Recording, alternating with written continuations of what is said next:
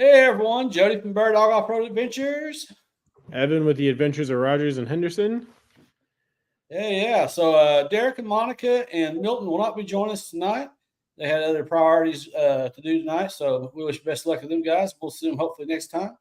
But we do have a special guest tonight, a gentleman who spent a lot of time with us last weekend, and we got to know him a little bit, and I think he's a great guy. Some of you guys know both of our Broncos too. Exactly. Some of y'all may know him as Ed. Some of y'all may know him on Instagram as Bronco Man 6. But I think shoot. What's up, boys? How you guys doing? Man? Good, man. Good. So yes, I'm never gonna live that shoot thing down. Yes, so those of you all who are fans of Derek and Monica, Bronco, if you watched their videos for a while, you know exactly what we're talking about. So this man right here, he's a great man, good friend of theirs, a good friend of ours now, and glad to have him on with us. So just kind of everybody know, we went. Of course, most of you guys know Evan and I went and did the Rubicon this past week. We were very fortunate enough that Ed here reached out to us on IG, asked if we want to tag along with them, and my God, are we glad we did. That trail is something else, and neither one of us been on it before. It had probably been a lot rougher trip, and probably not been quite as enjoyable if we didn't have such a good, solid group with Ed and the other people from the Inland Northwest Bronco Club. So thank you so much, Ed. Oh, you're welcome. We were happy to have you guys. Absolutely. So, Ed, how many times have you done the Rubicon all together? I've done it twice now. That was only my second time. Oh, it's really? a great trail. Yeah, no, it's a good trail. It's a lot of fun. I've done it twice. I grew up in Northern California, but I actually spent most of my time as a young man on the sand dunes. So I've done Glamis, Pismo Beach, places like that, but never the Rubicon. And I didn't have a rig at that point in my life. I was a young, poor boy, so didn't have that kind of stuff going on for me. But I've done it twice. I don't think we're doing it next year. I think we're gonna probably try to tackle Fordyce or something a little bit more difficult. Is kind of the plan. But it was good. It was a bigger group this year. We had 11 Broncos on it. Last year, I think we had 6 or 7. So, yeah. Awesome. Yeah, I had no idea it was on your second time. You guys were such pros. I just assumed y'all have been doing this for a while on there. So, you guys were really awesome on there. You, JD, I can't remember everybody's names. All of you guys that were help spotting everybody and helping us, some of us 6Gs get over those big boulders. Yeah, you guys did great. The advantage we have is the early Bronco crowd was me, JD, Kevin, and Chuck, and we've wheeled together for a long time, so we know each other's rigs well. We know each other's driving habits well, and so once you do it for so many years together, it becomes second nature. So on that group too, we had Mike and Brad who do a lot of wheeling with us as well here at home. So. Most of those guys know how we do it. I didn't get to get nearly as crazy as I normally do because obviously I was having some mechanical issues, but still a heck of a time and super proud of you guys, man. I think that needs to be said. You guys just went way out of your comfort zone and got on some rocks and different kind of rocks. Like, I tell people all the time, you can go to Moab or Sand Hollow, and those are absolutely great, wonderful places to wheel. I enjoy them myself, but it's different when you don't have sticky rocks. You got slick rocks, dusty rocks. You got to work a little harder to get over that stuff. And you guys did great. Yeah, I will say that's probably the slickest rocks I think I've ever wheeled on. How about you, Evan? Yeah, I mean, honestly, if it was really confusing at first. That first day was rough getting used to because like when you'd get out and you'd walk on it, like you could feel like your shoes kind of slipping on it when you're trying to walk on it, but you're like, it's still dry rock.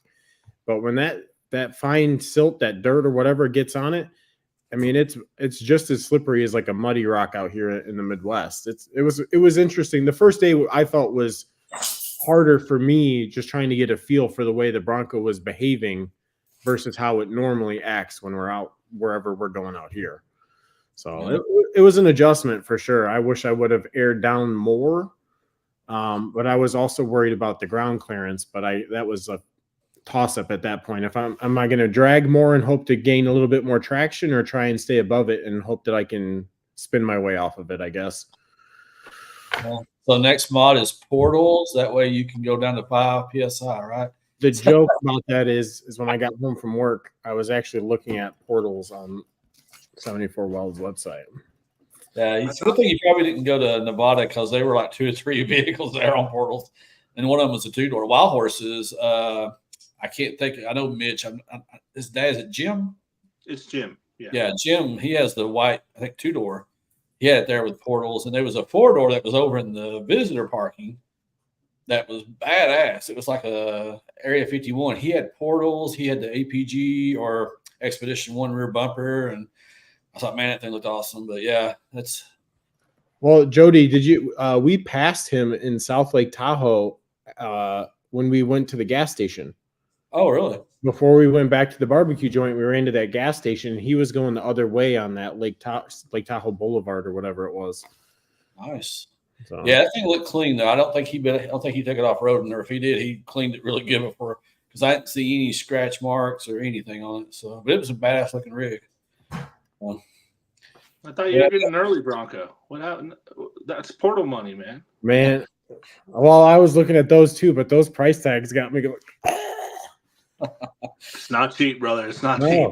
I've had them for a long time, so I got in long before they were that kind of crazy money, thankfully. But yeah, I found one. It's probably about 4 or 5 hour drive from here, and I mean, it's on its deathbed, needing to come back like Frankenstein style, and it was like $9,700 for. I mean, you can see through the front. If you look down the front fender and look across, there's no engine in it, and you can see through the other fender on the other side, not looking in the wheel well.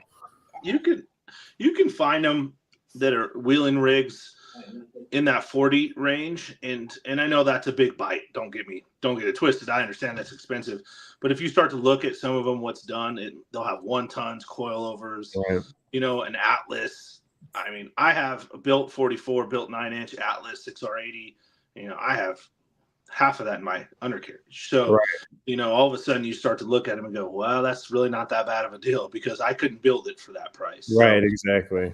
That's the hard part. I mean, I buy frames and titles for $5,000 to $7,000 on the regular. Right. And we'll try to build them or flip them from there.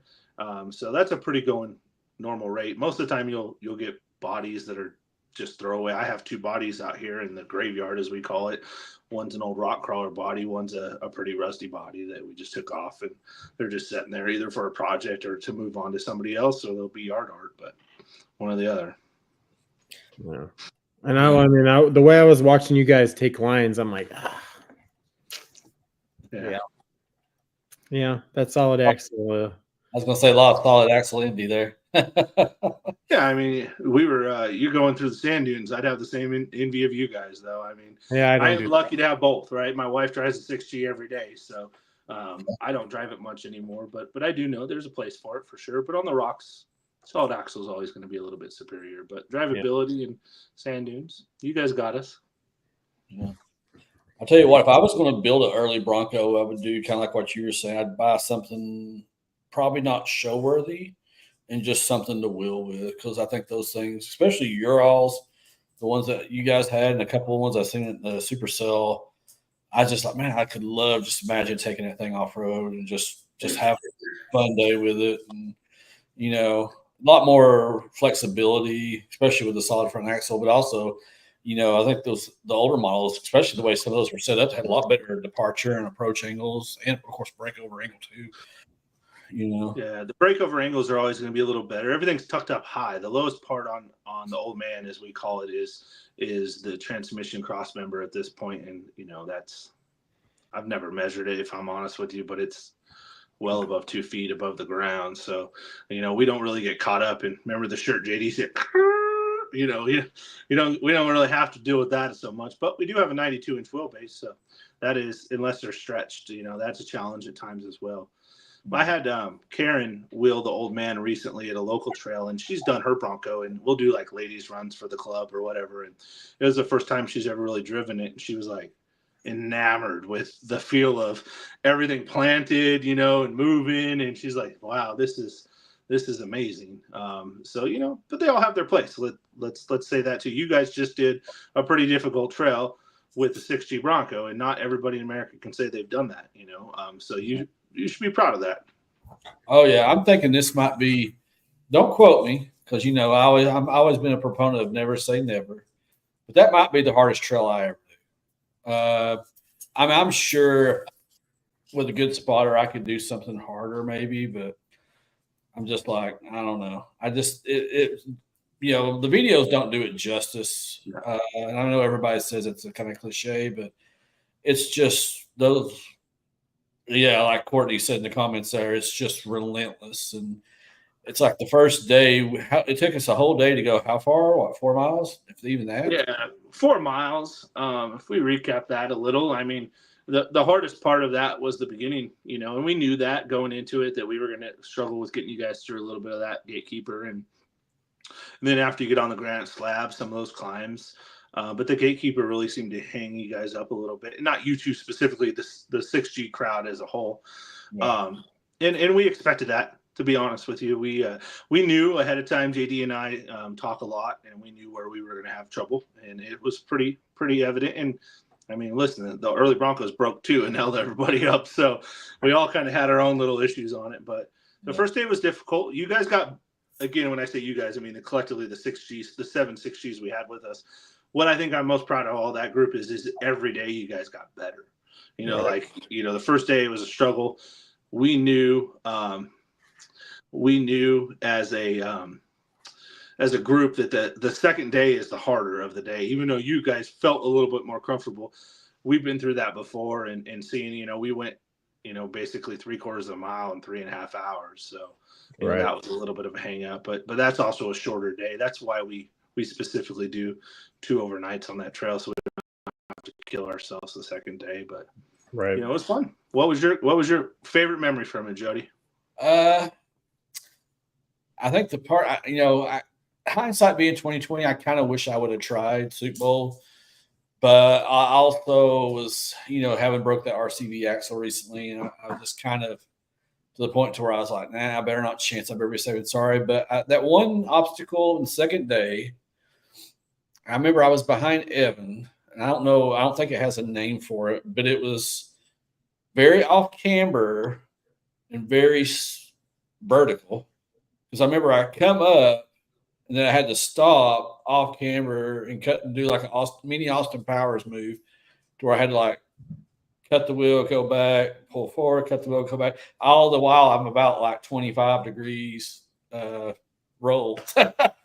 So that was pretty good. I like that. That was probably the funnest obstacle I can remember. Some of that stuff, and to be honest with you, some of that stuff is you guys, my build's probably not like most 6Gs. I do have a 3-inch lift and 38-inch tires, but I still scraped really bad on a lot of stuff. And, but there were some guys in our group that was near stock, if not stock, and they got through it. They picked the good lines and, I was very impressed by them more than anything, but that was probably my favorite part is that one obstacle right there. That climb is gnarly because it messes with you mentally. You think you need to go straight and really you need to not. If you go straight, you're going to get yourself in trouble. And it's really where you have to trust your spotter, right, Evan? What about you, buddy? What was your favorite one? Favorite obstacle? I've been trying to pinpoint that actually, and I can't really. I can think of the one that I was most nervous about breaking something. That's the one that stood out for me. I think you were behind me still at that point, Jody, and I think it was Chuck and JD were behind me and Jody, and we were the last in line coming down into Buck Island there, and there's that V-notch spot, and I had watched that spot on video 500 times. And I'm like, well, I've seen guys try and ride over the top, right? And just kind of walk it slow. And then I've seen guys where they ride the inside of the V-notch and say, as long as you hug the side that's smooth, you're not going to tip into the rock because there's tires that don't give you anywhere to go. Yeah. But at one point I had started to come up a little bit high and then slid back down with my wheel slightly turned and had no power in the steering rack to turn whatsoever. So it was still trying to crawl itself back out the other way while I'm trying to go straight. And I thought for sure that spot was going to take my steering rack. I'm not worried about tipping over. I'm literally worried about this is the point where we either have to go with no steering rack, either go back up the way we just came all day one, or try and go the rest of the way out without being able to steer the damn thing. We had a steering rack. What's that? We had a steering rack for you boys. Oh, did you? Did you? Oh well, I'm like, this is it. It's gonna crack like a toothpick right here. And Courtney, she's spotting me through, and she got me through, and then I came off of it. But that spot was where I was the most nervous about anything. Yeah, that's the one that I keep replaying in my head. I'm like, why didn't you try and ride over the top of the V notch? And I don't have an answer for that. Well, I'll tell you, I relive a lot of those things all the time, and those who know me best, like Derek and Monica, know that when something conquers me, it drives me insane. Like, I will lay in bed thinking about it.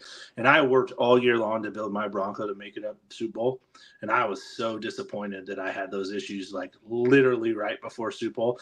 As I'm driving by it, Karen's like, "Are you all right?" And I'm like, "No, I'm not. I am determined to just drive back down there, and I'll go by myself.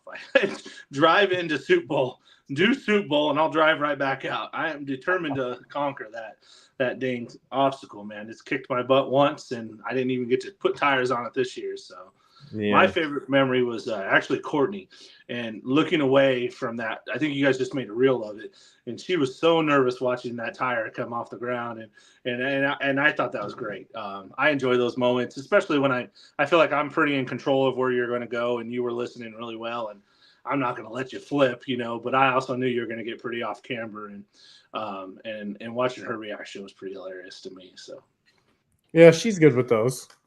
Yeah. She had another one. Was that day 1 or day 2? Where you have to come up and try and hook the rock slider on the one spot and the go. But so I had trouble trying to get it to grip, and you and JD backed me up and got me realigned. And I came up over the top, and I was just going to go straight. And they're like, "No, you got to keep going passenger." And I'm like, "All right." So I kept going passenger, and as I went to go, the rear tire dropped in the hole that I was about to drive straight into, and it lifted the front tire a couple feet off the ground. I just smacked it, but she looked away completely from what. Yeah, you can actually see on the camera she's like backing up. So she kept the camera pointed at the Bronco, to her credit, and she was going the other direction and looking the other way from when I came flattened back down on the ground. Yeah. All those memories, man. That's what I love about doing this stuff is you're going to have those memories forever and stories forever. And before you know it, that story is going to be you were on one wheel and totally vertical and you hopped right over that obstacle. So, enjoy it. Yeah, that was the whole trail was the trail itself was everything that I hoped it would be, but it was more than that. But the experience was everything that I needed it to be for how much time and effort we put into making sure that we could get out there for the time that we did, because like that far of a trip for us is not easy to coordinate with kids and sports and her business schedule and all that stuff. Mm-hmm. So the whole experience was everything I needed it to be mentally, and more than that, because the group and just everything was the way that I hoped it would go. Yeah. I mean, you said you're not going to do anything harder than that? You're not going to wheel with me no more, is what you're saying? Oh, I will be. I just don't know about anything harder than that. Like I said, I hesitate to say. I heard Fort Ice and my ears twinkled a little bit. You're going to get to an early Bronco for that one. Right. Yeah. I'll come right along with you on that one and let Courtney take a break. Do some filming for you. I won't drive mine on that one. I know Trail Militia took some on there, but looking at that damn video, I was just like, there's no way in hell I would just mine on there. Yeah, I think Jody invited you. I don't know. I would say, and I know there's 6Gs that have been through it, and the folks that are listening right now or on live or whatever, I don't mean this in any derogatory manner. I don't know if that's truly an independent front suspension trail. Those are gnarly hills, and some of those hills, let's be frank, we might have some issues with too. That's why they're winch hills. So I think that's an honest opinion, and I wouldn't take my wife's 6G on there. I don't want to just the ones that went on there that I saw in their video one was a Raptor. Yeah. And the other, I think 1 or 2 6Gs were highly modified. They weren't nowhere near stock. They were probably like mine, if not more, as far as like bigger tires, or like mine and Evans, where they had all the bells and whistles on them. But yeah, I mean, yeah, I'm right there with you. I'm humble enough to know that, there's the thing too. It's like, mine's a daily driver. Mm-hmm. I'm not going to risk, totally destroying a daily driver for that. Yeah. Now, if I had some old beater, or if that thing was, say, 10 years old, I had something else to drive and I didn't care, maybe so. But yeah, it's just not one of the trails. I mean, there's plenty of trails out there that are plenty challenging enough, plenty rewarding enough. So I'm not worried about that at all. I was telling Evan, I said, we got to start planning some more trips, though. Moab, maybe, definitely. I'm going to Sand Hollow, and I hope to see you guys there too, Ed. We'll be at United by Bronco, most likely with the early. I don't wheel Karen's Bronco much anymore, to be honest with you. I mean, I have that sitting in my shop. It's, again, I love our 6G, but there's no point to bring both. Or if you're going to make me choose, I'm always going to choose the old man over Karen's Bronco. So, but it looks like we're planning on coming. I have 5 months to get maybe some even more upgrades done. Trying to talk her to let me do 1-tons before then and stretching it a little bit. Then if I do, I'll try to give you guys a show and actually do some really fun, gnarly stuff. Absolutely, it's fun, man. I think you guys should do the Rubicon again, though, and I think you should do it by not necessarily YouTube, but just put something together with a 6G crowd. You've been through it now, you know what to expect, and give yourself plenty of time with extra parts, and maybe do the Rubicon before Super Sale, and hopefully you can talk Evan and Courtney into coming to Super Sale, because I mean, I don't know about you, Jody, but I had a blast. So, oh yeah, it was fun. It was. Actually, I kind of probably had more fun at it than I did in Tennessee. Sorry, I got a feisty little girl back talking to me over here. I actually had more fun at it than I did in Tennessee. Not because Tennessee wasn't good, because Tennessee was just giant. It's ginormous. Yeah. Like well over 1,500 rigs there. And it's just, it can be overwhelming, I'm at that age now, I guess, where I like things a little bit more mellow. But in Super Cell, Nevada, it was not dead. It's not as packed as Tennessee or probably Colorado, but there's plenty of good looking rigs there. Lots of good classics there, early Broncos. Lots of nice Broncos, and they had good trail runs too.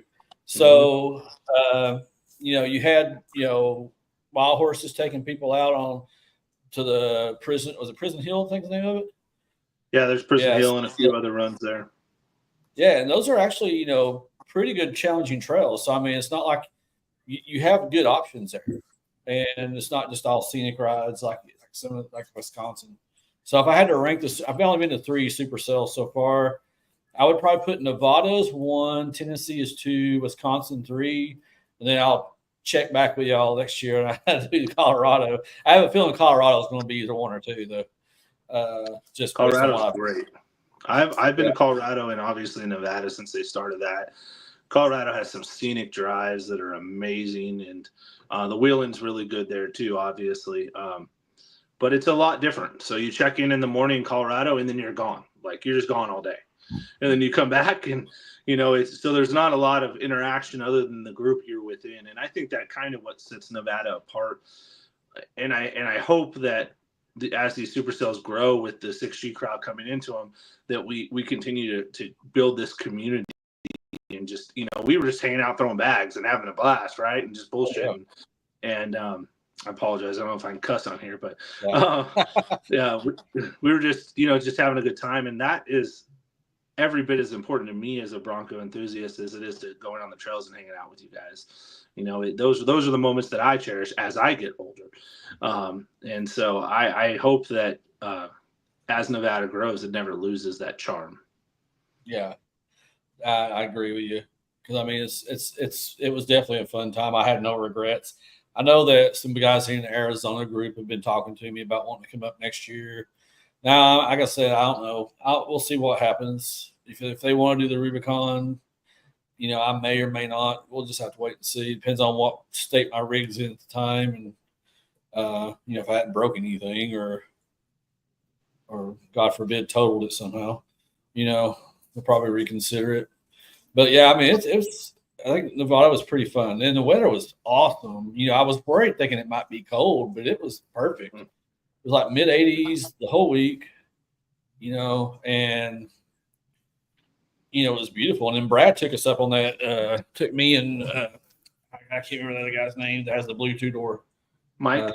Mike, yeah, he took me and Mike up that Friday night to the Genoa Peak. I don't know if I'm pronouncing that right, but it's overlooking Lake Tahoe. It's about 9,100 feet elevation, and we got some good sunset videos. They grilled some steaks. I cheated. I stopped at In-N-Out drive-through on the way over, but we all hung out there, and it was beautiful. And got some great pictures. We posted some of those online already, but man, it was so awesome. It was just like one of those areas you'd see in a car commercial. Mm-hmm. So, yeah, it was pretty nice.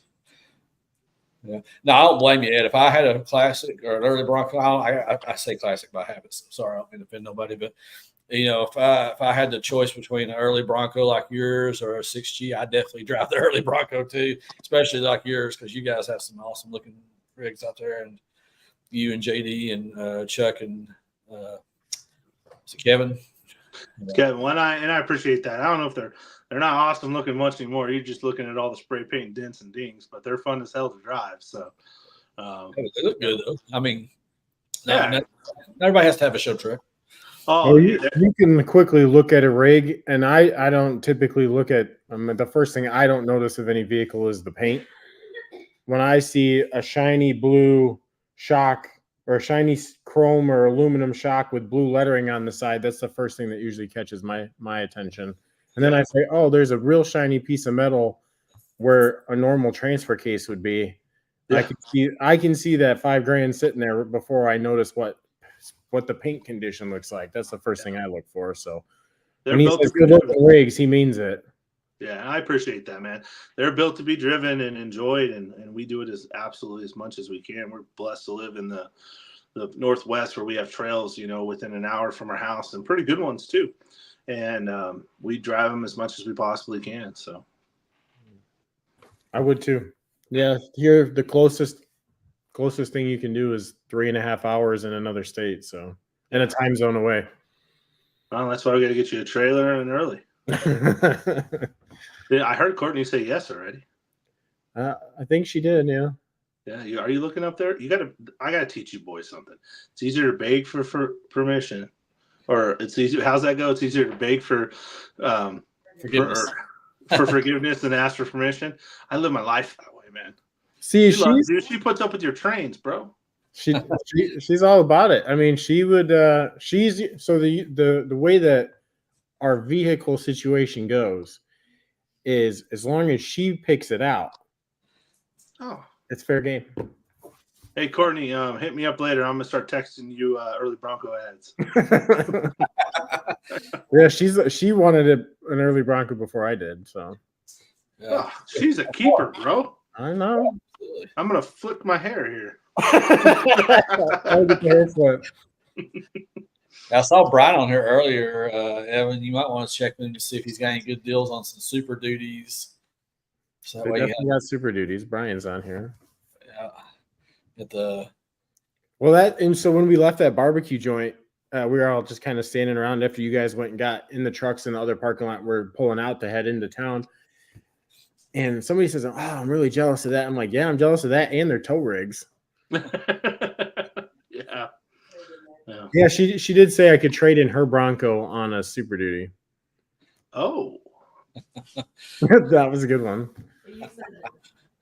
Oh, I like your Bronco more than mine. We'll just pay one off and get the Super Duty. It's fine. Yeah, that's the way to go, man. We have a 5-year plan for.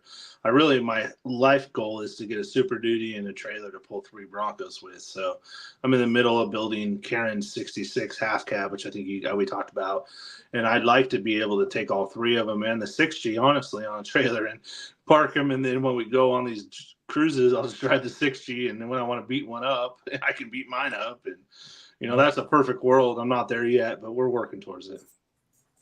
That's crazy that you can actually get just a normal person, like an average person can walk into a dealership and buy a pickup truck that can haul 3 heavy ass built vehicles and not blink twice at it, and get you up and over the mountains in our case. Yeah. I mean, your 6Gs weigh a lot more than ours do, though. So how much is your? I was meaning to ask you that, and I never got around to it. But how I've never much? weighed it with me in it, but I'm gonna guess it's less. It's around 4. Really? Okay. And that's a full on guess. But I'll weigh it and I'll let you guys know. Yeah, I'm interested if you get time to just run it across the scale real quick. Because I think Milton, he's not here, but when he was in town for Broncopalooza, we ran his across the scale in town. I think his was sitting at like 5,600 pounds, and his is a 4-door with the rooftop tent on the top. But he's got loaded down too. Yeah. I want to say I weighed Karen's. So my 60 store, we were really early, 21, and it's actually kind of the way I met Derek and Monica. Derek bought the Sasquatch wheels from me, and then obviously the famous email. If they're listening right now, I guarantee you they're laughing about that to themselves. But we had ADD bumpers front and rear on it. I mean, literally, I drove it off the lot, brought it home, and within a week, it was lifted on 37s, ADD bumpers, winch. I had all the stuff in the garage waiting for it. And I want to say when I weighed that thing, it was like 5,900 pounds with all that stuff in it. But I could be somewhere in that range. But those bumpers are really heavy as well. But it was built for a while, pretty good. Yeah, they're heavy. So yeah. And then I stole all that stuff off of it and put it on the 2-door that I traded in. So. Erica said that Mike, her husband, he has a 6G, and said that I'm assuming it's the 6G, or is it a 79, Erica? It's right at 6,000 pounds. I'm assuming it's the 6G. I would assume so too. I mean, the 79 is a full-size solid axle rig. It's a cool Bronco. If you actually talk to the early Bronco crowd and ask them, out of all the 6 generations of Bronco, what's the best Bronco generation ever built? I bet you if you took a poll of the early Bronco community, they would tell you it's the 2nd generation, 78, 79. Yeah. They are nice. My brother had a 79 whenever I was younger. Whenever we were young, but I don't think he ever did much to it other than just beat the shit out of it. Yeah. Well, I mean, they were built to take it too. Yeah, absolutely. Yeah, she said the 6G. Yeah, I saw that. So anything, I know we got talked about about Bronco. You got anything else coming up, Ed, anytime soon as far as wheeling excursions? We have a club events coming up. We got so our club is super active and in a good way, but sometimes it's exhausting as well. We actually have a club meeting tomorrow. We have 4 a year. And then we have a trunk or treat, which we'll probably take the 6G to. We have Christmas dinner for the club, or a holiday dinner. A holiday parade for the club coming up. And then after that, it's really, I'm just going to I'm going to start this YouTube thing, right? So I'm going to get into the shop, and I got a whole bunch of stuff that's really exciting that can't share yet with everybody, but some stuff in the works right now that's going to happen, and start building Karen's Bronco. And then Derek and I have a project that's kind of a little under wraps that we'll probably start on here soon too, as well, and start planning all that stuff out, and then get ready for United by Bronco. We were going to do I'm off the week of Christmas. We were going to try to shoot to Moab, just Karen and I, and take the Bronco and hit some trails up, but I don't think we're going to end up making that this year. But but I think that's probably our next Bronco event, be like out of our area, be United by Bronco. Yeah, it's probably gonna be my next big one too. So I'll definitely want to look forward to seeing you guys up there. Yeah. Yeah, I mean, tell us a little bit about your club. I know you guys it's called Inland Northwest. Kind of define what that means when you say Inland Northwest. Yeah, so I'll give you kind of a quick history run of it if you like. Kevin and I, who you guys both met, have been really good friends for a long time, and we've had the early Bronco thing. We had this group in Spokane we were both part of called the Spokane Broncos. It was really just early Bronco crowd and a great group of guys and gals. But they were really stuck on the just early Bronco only stuff, and they wanted to keep it that way. And Kevin and I said, listen, I've also had Mustangs. I've done a lot of those in my day, and the Mustang crowd is so split. It's very much classic Mustangs and new Mustangs. And we know that the best part about Broncos isn't the vehicles themselves, it's the community that surrounds them and the people you get to learn and meet like us and spend time with. And we didn't want that to get lost. I had already been to Colorado. I've been to Bronco events pre the 6G coming out. And we just said one day, we got to do this, man. If we don't do it, there's going to be a 6G club that pops up in our town or our area, and we're not going to have control of the agenda. And what I mean by that is, and the only thing I mean by that is making sure the community is like this, not like this. And so we just started it. I threw an ad up on Facebook saying we're going to have we actually called it a roundup, the first Inland Northwest Bronco Roundup in Moses Lake, which is kind of in the center of Washington. There's big sand dunes there. Mm-hmm. And we had 29 or 39. I always get those numbers, which one it was. Broncos show up, and it was a kind of a mix between everything. And that started it. And that's actually how I met Derek and Monica. It was their first Bronco event they ever attended. And Derek and Monica actually videoed it, one of their first YouTube videos as well. And it started, man. And all of a sudden, before we knew it, we were like rolling. We're like, holy crap, this went big quick. So we had to organize a club, bylaws, and 501c3s, and all this stuff that was just thrown at us extremely quick. And I think right now, Karen said there's 141 members currently, and it's pretty split. There's still about 50% of that's early Broncos, and I'd say 40% is about 6G, and then 10% is Bronco 2, Bronco Sport. Big Bronco, if it says Bronco, that's all we care about is our club. We don't care what kind of Bronco it is. We started our other events, the Bronco, the Stampede, which happens in Memorial Day weekend every year in the Inland Northwest, which is in Kennewick, Washington. That's our largest event that we hold. It's a 2-day event. And then we also have the Bronco Games, which Derek actually named. That first event, can't believe it has only been 2 years. That's crazy. Derek actually named, we were trying to come up with his name. We were out in the field spinning donuts, doing really, really dumb stuff that Derek and I tend to do when we get together. And Kevin's like, we need something that just gets everybody out of hibernation. We get a winner up here like Evan does, and not quite a Chicago winner, but we get a winner. And we're like, what are we going to call this thing? And Derek says, call it Bronco Games. And I'm like, done. It's a great name. So we threw a bunch of literally barrels on my property. They used to barrel race horses here, so it's rather fitting. Threw a bunch of barrels out in the field, and it went, and it just started, and it hasn't slowed down one bit. It's almost a full-time job in some instances. I'm sure you guys can relate with your Broncopalooza event and such, but it keeps us really busy. We do Broncos a lot around here, and the shop got built, which I was already in the middle of it.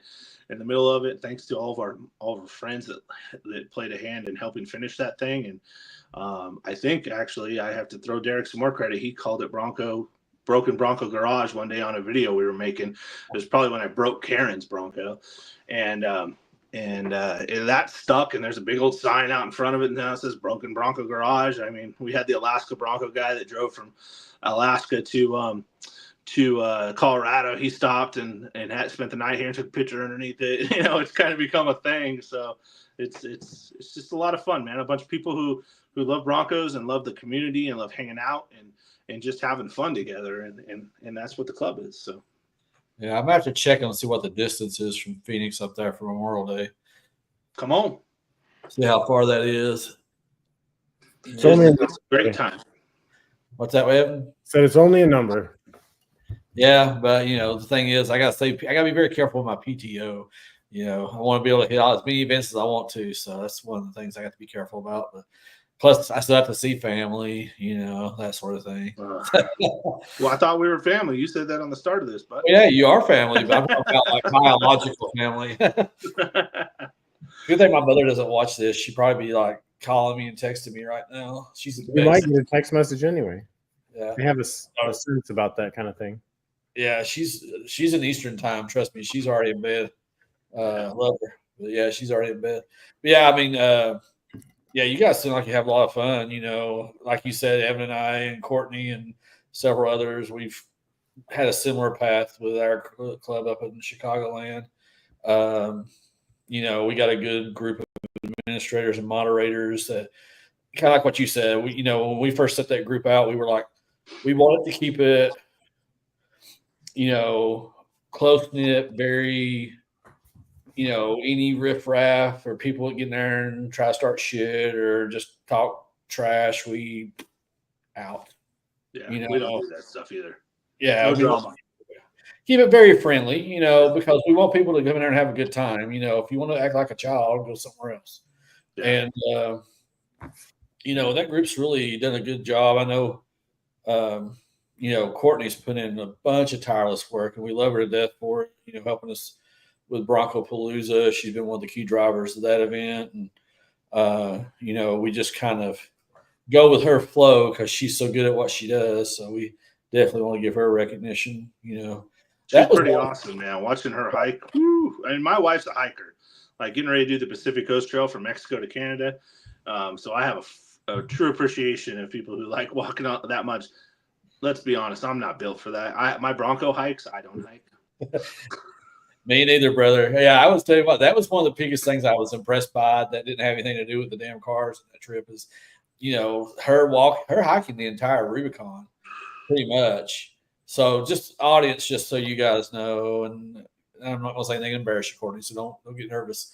But Courtney pretty much hiked like what, probably 90-95% of the damn trail. I give her a solid 90 all the way to Cadillac Hill. I think at that point she got in a little bit because, I mean, you're walking vertical, so it's time to get in the car.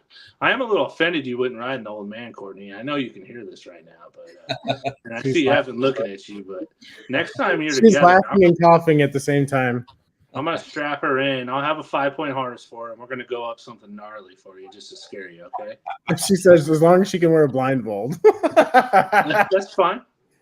I'll tell you something funny, Ed. When we were coming out of the Tahoma down towards South Lake Tahoe to meet you guys for barbecue after the trail, Courtney and I had talked about this, Evan, before.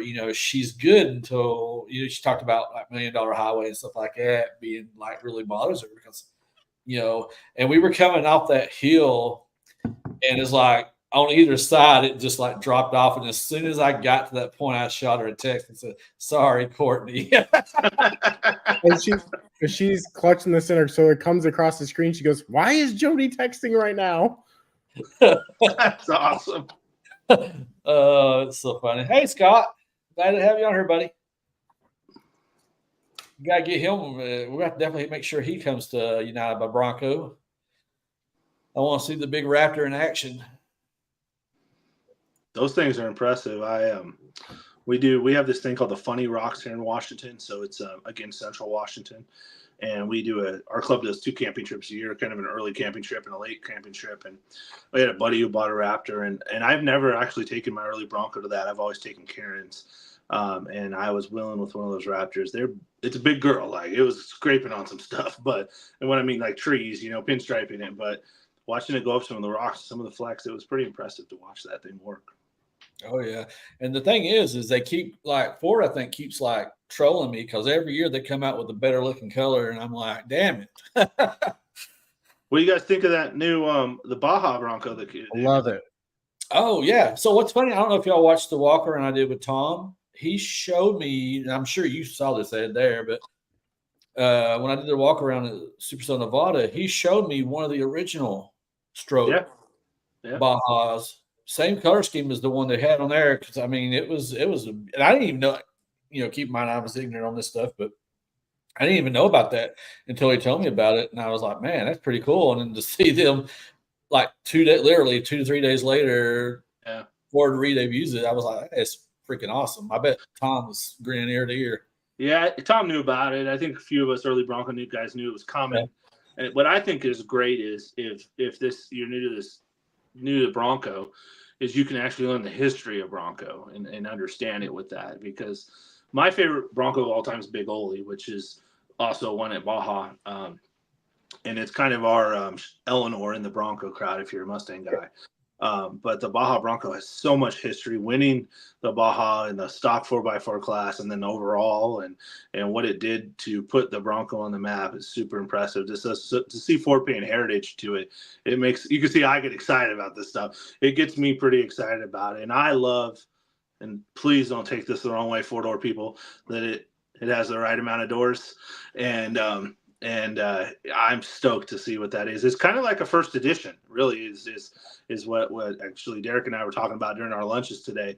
It's obviously got all the Wild Track stuff and the Badlands as well, much like the first edition did, but with the heritage fenders. So I dig it. It's not 100% accurate as to what the first Baja Broncos were, but it's pretty close. And I also think the changes they made are good. So, copying 100% isn't necessary, but just bringing it on. My question is, who's going to be the first people to buy one and go try to run the Baja in it? Yeah. Oh, I'm sure somebody will. Yeah. I'm surprised that Ford didn't have one of their guys out there doing it in one, but yeah. I mean, it's kind of like, like we were talking at the camp that night, we talked about how if we thought Ford did a good job 60s, given the restrictions they have with all the state regulations and the federal DOT regulations, I think they did pretty damn good. I mean, you're not going to get a factory vehicle on 40s with a solid front and rear axle and, $50,000 suspensions. It's just not going to happen. I mean, yes, we would all love it if that was true, but they're just not going to be able to do that. But they're smart enough to make it modular enough to where people can go and modify it because that builds a following. I mean, that's why Jeep's so popular, is because you can go out and you can see Jeeps and, to a Jeep meet and see such wide variations of modifications and personal styling and such. And it's just, and you see a lot in some of the Toyota communities as well. And I think that's where Ford really nailed it and knocked it out of the park, so to speak. So I agree completely. I think they did a good job of supporting the Bronco. I mean, obviously we can all complain about how long it took to get these things when it first came off, but I think they did a good job supporting it in the beginning and having the aftermarket world catch up really, really fast with the help of Vaughn and Lauren, obviously. Thank you, Scott, by the way. I saw your comments there. That was a blast. I think they did a really good job with those things, and today just evolving it now and trying to keep it relevant is going to be the key because, I think, at least in my opinion, the 6G was like here. Now it's come down a little bit. Let's be honest, that excitement's not necessarily there, but you did touch on something, Jody, that I think is imperative to know is that they are all different. And that's good because the early Bronco crowd has always been all different. We could put 150 early Broncos together, and while we might have similar parts, I guarantee you not two is going to look the same.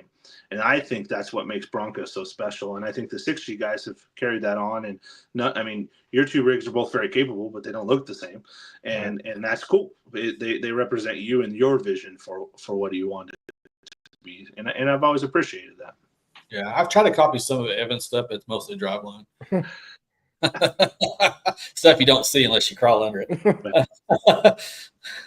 If it sounds like a good idea, it's probably a good idea, Jody. Yeah. Awesome, man. So that's Scott on here. I wonder, is he going to be united by Bronco, Scott? I think he'd come on after we talked about that a little bit. Hopefully it's a big yes. We'll love to see him out there. But yeah, the new so I'm kind of curious, I know the sales of all the off-road vehicles have kind of waned a little bit in the last year. I think it's multifaceted though, because one, interest rates are up until like the last maybe month have been just outrageous. And that's horrible. Yeah. I mean, it is what it is. And because you see Jeep slashing their prices extremely low just to get them off the lot. And I'm hearing all these rumors that Jeep's not doing too well and that Stellantis is kind of over it, but we'll see what happens there. But also, too, you got new competition coming from Toyota. Toyota's releasing their new versions of the Tacoma, the Land Cruiser, and now the 4Runner. Of those, the Land Cruiser definitely got my attention as far as just the overall vehicle, but the looks and everything. But so you're seeing a lot of competition out there, a little increasing competition because, like you said, the Bronco came out, it was up here as far as popularity. Yeah, everybody noticed that. So that's when you have this Ineos Grandelier, some of these other vehicles. So, yeah, I mean, there's a dealership right here next to me, a Land Rover dealership. They got a big sign up saying coming soon in Ineos Grandelier. I don't know if I'm pronouncing that right, but you know what I'm talking about. So there's definitely still a market, but it's getting to be a little bit more crowded. So I don't think you're going to see um, quite the sales and excitement when we first got them. But then again, Ford raised the bar. Before that, Rubicon was really the only thing that was really hardcore from the factory.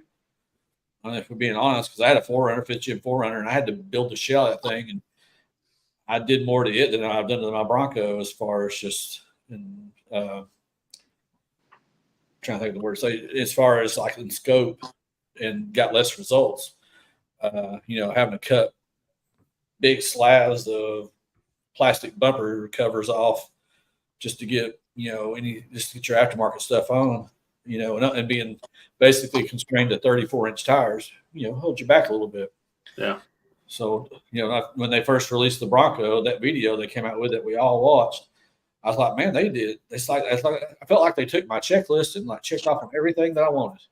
Here you go. Here's my credit card. Yeah, front rear lockers, supercharger, V6. The cameras. I'm into that stuff. I know some people aren't, but all this stuff on it. I'm like, my God, this is like a dream truck. I mean, at that time, the only thing that was even close was the Wrangler Rubicon. And I just never been a big fan of Jeep. I always felt they were uncomfortable every time I've gotten in one. I mean, they're not bad looking trucks. Well, I think as far as part of the Bronco hype coming down goes too, you had that peak where there was so much FOMO of the people trying to get one. Yeah. At the same time as that was reaching the peak as supply was its shortest so all these people said, wow, I'm starting to see them on the street. I want one. And then they go in and order one right as well. That has this constraint, this constraint, this constraint, this constraint. So you have all these people obviously we saw some of the crazy markups that dealers were actually getting. So you have that's reaching its peak. And as you get to that point, then you have people who had been waiting for 12 months, 18 months, 2 years for the one that they ordered, where they're just so fed up with it that they just said, I'm done with it completely, right as production is actually starting to meet demand. And so we've seen, everybody's seen that hype come down, but the hype is down for any new vehicle right now. But I think the Bronco, by them continuing to release these special editions, it's reigniting the people that they were tired of waiting, or they didn't want to pay the markup and they just said, I'm not going to worry about it. But now you have something like this special edition is going to re-spark that. Because the first picture I saw of that this morning, I'm like, damn, that looks nice. And then you start reading the specs on it. I'm like, okay, well, they're not playing around. I don't know what the price tag is going to be. Not that really matters anymore, but I'm not getting rid of mine. But if somebody was waiting on the fence saying, well, I'm waiting for the one that catches my interest the most, like if I hadn't already had one, that would be the one that piqued my interest the most. So I have an interesting take on that, and I agree a lot with what both of you guys said. I actually think COVID helped the Bronco. And what I mean by that is we sat around and did nothing, right? In some areas, we're a little bit more lax than others. But look at what it did to Home Depot and all the retail stores, because all the projects getting done around people's houses because they had free time, right? So, and then all of a sudden this new vehicle comes out, and almost everyone can relate to it. Everybody I know knows somebody who either rode in a Bronco in high school, their buddy had a Bronco, they had a Bronco, or their grandpa had one on a farm and it was an early Bronco. And so it just piqued this interest at a time when the world was chaotic. And so Ford couldn't deliver, but yet they got everybody's attention and grabbed it. Mm-hmm. And I think they didn't plan that clearly, but it couldn't have happened better for Ford. Not necessarily great for the enthusiasts waiting to get the product, but it happened at perfect time for Ford when everybody was paying attention. And I understand there was probably a lot of struggles releasing such an iconic vehicle back out again during that, but I think it really helped them. Ford has been a proponent of the off-road industry for so long with the Raptors, and a supporter of King of the Hammers, and so it was just a matter of time till they really brought in. Man, Derek, I apologize. Derek texted me something. Something that. What's that? I said, leave him alone, Derek. He's trying to concentrate. Yeah, Derek, come on, man. This is, I'm not a professional at this stuff yet. All right. I just think it helped him, and Ford did a really good job. We all had different opinions, and I think that question I asked you guys was just because I love to have not necessarily argumentative conversation, but just open conversation where people don't always agree and have different opinions. Like for me, I want him to have a solid axle. I think they missed the boat with that. I truly do, and I know Evan agreed with me at that point, and then you agreed that you like the independent front suspension. And I think that's what makes it fun. And it would be interesting as a whole if I was shocked that night that when I asked that question that everybody but Evan and I said independent front suspension. But we're sitting here talking about it. We're on a podcast talking about a vehicle that brought three people who, at least me, that didn't know you guys together. So they're doing something right. Yeah, absolutely. Yeah, and Scott pointed out, something earlier. He talked about the recalls for the Tacomas. Well, that not only that, but they had a bunch of recalls for their engines too, for I think it's the Tundra. So that's the same engine that's being shared across those platforms. So Toyota's not immune. They're known for their reliability, and granted, they're very reliable, but they're not. Yeah, but get back to what you said, Ed. The COVID thing. Yeah, I mean, like RV sales, REI, Dick's Sporting Goods, all those businesses saw record increases in sales. Mm-hmm. Like my work too. Yeah, I mean, because everybody was homebound. We were all watching Tiger King, or we're having to get out and do something, right? So I mean, that was pretty much your choices at the time. So it's one of those deals where I'll be honest with you, I spent a lot more time outdoors and doing stuff in the truck because of COVID. That probably is what got me to where I'm as involved as I am right now, watching all these YouTube channels and seeing everybody else do stuff, and it gets addictive, as you both know. But what's the one thing you haven't done to your Bronco yet that you guys want to do? Oh, there's a ton of stuff. I just don't have the money for it. Jody, you got to go first. For me, it would probably be at this point, considering what I've already done to it, I'd probably either do portals, or a Dana 60 rear or something like that. Maybe, I guess. I'm not really like in a big huge hurry to upgrade body panels. I think it's nice, but I think if I'm going to do something, it's going to be more drivetrain related. Your turn. Mine's solid axle front. Yeah, that's my guy. If there was a way well, we for both me, spent the same amount of money. If there was a way for me to I don't necessarily need the GOAT modes because I use sport when I'm driving around town, just because with the 4-cylinder and the tires and everything on it, I get the best gas mileage in sport mode when I'm driving around on the highway. Like if I'm doing anything that is normal driving, it's in sport mode and 2-wheel drive. Otherwise, when we're off-roading, I'm only ever in normal mode. So I don't care about the GOAT mode so much. But if there's a way for me to keep my cruise control and Apple Maps and have a solid front axle, it would be done already. Yeah. I mean, let's just be honest. Yeah, I don't mess around with I'm not a fan of, like, I'll go sit and watch other people play in the dunes when we go to the Badlands and stuff, and like let them have fun. I don't find it particularly entertaining to myself. Like, it doesn't scratch the itch for me. Like what we were doing on the Rubicon, like that's everything that I want in my off-road experience. Like I want to be able to dunk that front passenger tire below the frame of my Bronco. That's what I want. But I also want cruise control. The only thing about the GOAT modes that I would miss is the fact that don't they turn off the airbags or like rock crawler or some of those stupid stuff. I can turn off the airbags, Jody. I know, but I'm just saying that's the only thing I can airbags. See, there you go. Just get you a couple of hefties and a. I got GOAT mode. It's called an Atlas. There you go. Did 80% of that trail in 2 low.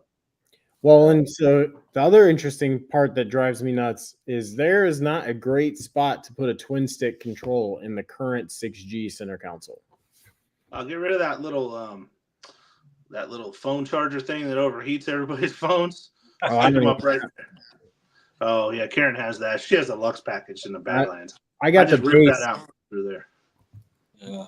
I have the base. I have cloth seats and no options except the lock. That's the best package. My 2-door I had was a 2-door base Sasquatch. That's all I wanted. Yep. Can't get that anymore, unfortunately. Cup holder delete. Now don't be Scott says cup holder delete. Now that is just being extreme. I need to be able to drink when I'm doing my business. Yeah. I can figure out. I will figure out where to put those twin sticks in that Bronco. I promise you. I'm pretty good I've at that. priced one out like 3 different times from Beadlock Marketplace. I'm like, where am I going to put those? We'll But yeah, got to have the solid front first. I do got an idea for you guys though. They have a new event coming up that I think is going to be a success as long as they move it, and that's in South Dakota. I think we should meet there. They had it this year. It was the most unfortunate timing, in my opinion, right between the two supercells, Colorado and Nevada, in the Badlands. And I don't know if you've done any wheeling outside of Sturgis, but there's a real wheeling there, like real wheeling. What's the name of it? Courtney, I think you're on your phone right now, or whoever is. If you look up like Sturgis Bronco event or Google it or look on Facebook, it'll pop up. They do the largest Mustang event in America there. She's on Ford I got it. Sturgis Bronco Rally. So they did the first one this year. There was 50 Broncos there, and it was basically, again, I think the timing was horrible. I told the guy that when he messaged us about trying to support it. I said, I'm not going to be able to make this. But it's right outside Sturgis. To me, that's like God's country. It's beautiful there. The stuff to do there, the cruises you can take there, go see the dead presidents, as I call them, and the Black Hills. Yep, Mount Rushmore. And the wheeling there is really impressive. And I think that you could get the Midwest and the Northwest to kind of converge on it, and it could turn into something large. And when I say the Mustang rally that they have there is large, it is enormously large. Like, I don't know how many are there, but there's at least 350 to 500 Mustangs. They just take Sturgis over. And they do like barrel racing, drifting, all kinds of events. Ford Motorsport is there. So these guys know what they're doing. They just didn't know when to do it. And I think that if they change it next year to a point where it's not in between Colorado and Nevada, that their event will grow. And I think that it could be something that we could all meet at and have fun at. Yeah, it looks like it's the weekend before the Nevada event. Well, that was for 2024. Yeah, they're supposed to move it. Like I said, the guy reached out to me because, again, kind of my Mustang background, and he's like, "We'd really like your club to support this." And I basically politely told him no, and that he made a mistake, and you need to do some research before planning such an event. And again, he had 50 Broncos there, so good on him. But that event could have 500 Broncos at it if it's at the right time of the year. It's only 12 hours from me. I don't know how far Sturgis is from Chicago, but what is it, 15, 20 hours? Not. I don't think it'd be that 10. much. Yeah, 10, 11. So that was our. So we went to Yellowstone in 2020. Last year we were. Well, so and that was our first night stop. Was not in Sturgis, but in Rapid City. Yeah. Which is close enough. And then last year when we took the kids out to Colorado, we actually were like, all right, we've had enough of Colorado. And we specifically went back north up to South Dakota so we could hang out in the Rapid City area for 2 days before we came home. It's one of Courtney's favorite places in the country, actually, is South Dakota. Same. My wife, Karen, and I have the same opinion of it. It's gorgeous there. I don't think I like the wind enough to live there. But I think this could turn into something, and again, maybe we can all meet there and have some fun. Maybe do a Dirt Therapy live stream there too. Yeah, there we go. Yeah, we can even get Derek and Monica to come up. What'd you say? Around an imaginary campfire. Courtney said only if it's around an imaginary campfire. Okay. Courtney, we will make that happen just for you. Do we have to talk about trains? Yeah. Well, there's a train ride there. Yeah, but I said make sure you invite Brad so that way Evan has somebody to talk to. So Jody, I can't make this up, but literally Brad text messaged me when you said his name. and it was a meme that said bye. Well, Scott, you said 19 hours for you is probably about the same distance for me because that's basically going from the southern border to the northern border. Yeah, it's a drive. I get it. Maybe we can get Derek and Monica to actually show up at an event out of sight. Since they moved to Pocono, they don't come hang out no more. But see, the cool part about that is if it's a 4-day event. I mean, the problem that you run into is like if you have a long drive for like a 2-day event, you're spending more time driving than doing the event that you're going to. But a 4-day event, I mean, that's justifiable amount of time to get your bang for your buck when it comes to how much effort you'll put into driving to get there. I agree. I don't know. Just Maybe everybody's watching, not to interrupt real quick, but this on the screen we're sharing, that's Bronco Man 6 there. It's beautiful Bronco doing one of the gnarly obstacles on the Rubicon last week. Me and Jody bypassed that. Just want to point that out. I didn't know. Defense, everybody bypassed it, but me. I didn't know that's what that was. I was just to the right of our spot that we went up, Jody. Yeah. Now, I've seen 6Gs do that from the videos I've seen. It's mostly 4-doors because of the wheelbase and because of 2-doors I've seen. It's, I guess, a little bit more risky. But one wrong move you're going to get into. So that just like you guys know, just what you do. The videos don't do it justice, but one wrong move, you're going to come vertical and get into the body. And so you have to have the I don't really care if that happens thing. And I saw JD jump on it, and when I was waiting in line, and he slid off and went around it, and I was like, at this point, I am so tired of. You guys haven't got to wheel with me much, but I'm going to put my wheels on the hardest stuff always. That's just what I do. And I was like, I'm doing this. I don't have a rear locker. I don't care if I slide off this thing. I'll winch myself out. Like I'm doing it. Karen's like, just do it. And I'm like, that's all I had to hear. And so at the end of it, I cut this video out. I was all excited because I got to do something fun. Actually, V-notches are like one of my very favorite things to wheel over. I don't know why. I enjoy them. I like the challenge and watching the suspension move. And you have to pick the right line. And because if you don't, there's consequences for it. You can't back out of it when you're sideways into a rock. So I enjoy the challenge. Yeah, you got some good flex on that right there. You can see that your rear driver is tucked up there pretty good. Yeah, it moves around pretty good. Yeah, awesome. Yeah, we'll definitely keep this on the back burner. If you hear any more news about this, to be honest with you, this is the first I've heard of this event that you were talking about in Sturgis. So we'll definitely want to keep our eye on that. So we'll see if they're on the gram or Facebook. I'm assuming they are probably. Yeah. Usually a link at the bottom. Yeah, if they can get you a heads up on the date for next year, that would be. Yeah. Yeah, I'll get that info and share it with y'all. And like I said, it could be something we could all meet up to and go out and play with these Broncos a little bit. Now, Ed, have you ever been to the Big Bear Bash thing they do back down it's from Southern California, but I haven't. I've been to Hammers, and Southern California is like 20 hours for me, so it's a jaunt. And to Evan really touched upon part of the reason I've never went is only a couple of days, so I don't really want to drive 40 hours to go down for 2 days of wheeling.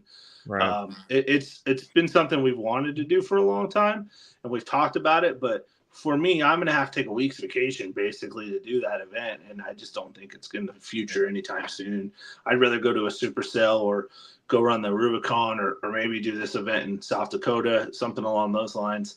Or I love United by Bronco because it's a good amount of in the way they plan that, I don't have to take a whole week off, and that's actually close enough to me that I can drive there in a day. So yeah, I think that's kind of like but right in the middle between me and you guys, or at least what I heard from Derek, is it's only like maybe 3 or 4 hours away from me. Yeah, I think it's closer to you for sure. I think it's, I don't know, 4 or 5 from Derek and Monica, and I think it's 12 for me. We'll be there this year for sure. That's on the calendar. Sweet. Yeah, the Bronco Bash, I think it's only like 2 or 3 hours for me because it's just a quick jog on the interstate. But I might check it out. I don't know if you have never been there. No, I haven't wheeled with many of those Southern California guys. I can't say that. It looks like a blast. It's been around forever. It's an old event. So I'm sure those guys know what they're doing, putting it on. It looks like a lot of fun. Yeah. Awesome. Well, Courtney's leaving us tonight, so she's going to bed. Good night, Courtney. NyQuil down the hatch. Yeah. I hope you feel better, Courtney. Yeah, exactly. Being sick is no fun. No. Damn, Scott, 17 hours just to UVB? I figured it wouldn't be that long. Scott down in Texas? Yeah. What part of Texas is he from again? We by Sand or he's down by Hidden Falls, right?